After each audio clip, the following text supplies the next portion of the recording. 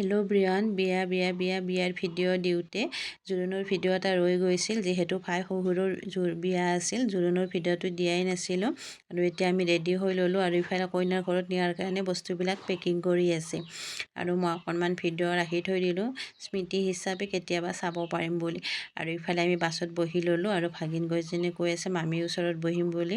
তো এনেকৈ আমি গোটেইবিলাকে হাঁহি ধেমালি কৰি গ'লোঁ আৰু বাইদেৱে বাছত উঠিয়ে একদম নাচা আৰম্ভ কৰি দিলে।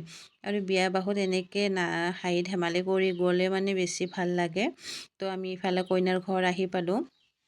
আৰু কইনাৰ ঘৰত যিহেতু বেছি দূৰত নাছিল, অকণমান সময়ে লাগিছে বাৰু। আৰু ইফালে আহি পেলাই কইনাৰ ঘৰত বহি ল'লোঁ আমি।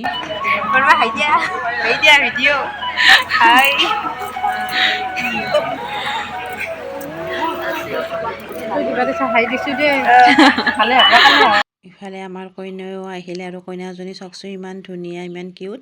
আৰু ভাত পানী খোৱা বাৰু ভিডিঅ' দেখা নহ'ল, যিহেতু মই ভাত পানী খোৱা নাছিলোঁ, মঙলবাৰ আছিল। আৰু ধুনীয়া কৰি আমি তাৰ পৰা ওলাই দিলোঁ।